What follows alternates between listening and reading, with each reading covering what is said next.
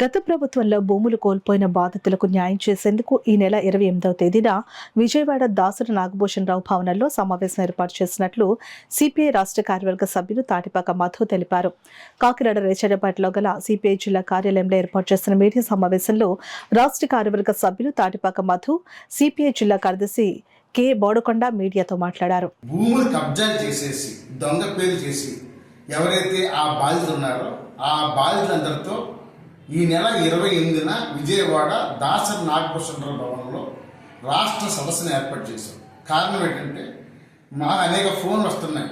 కాకినాడ జిల్లాలో జగ్గంపేట దగ్గర నుంచి గత వైసీ ప్రభుత్వం, జగన్ ప్రభుత్వం కానీ అంతమంది నాయకులు కానీ అన్యాయంగా భూములు దొంగ పేర్లు పెట్టి కబ్జాలు చేశారు. అందుకనే మేము కోరుతున్నాం, మా సిపిఐ ఆఫీస్ రేచర్లపేటలో ఉన్న సిపిఐ ఆఫీస్కి మీరు అందరూ రండి. అందరినీ తీసుకుని మేము 28న కాకినాడ వెళ్ళబోతున్నాం.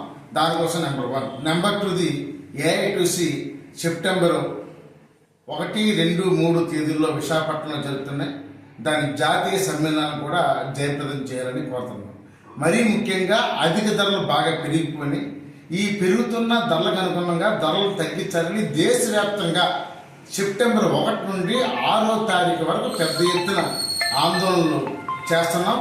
6వ తారీఖు నాడు 6 కానీ 5 కానీ మన ధర్నా పెడుతున్న దానికి మీరు అందరూ ప్రజలు రావాలని కోరుతున్నాం.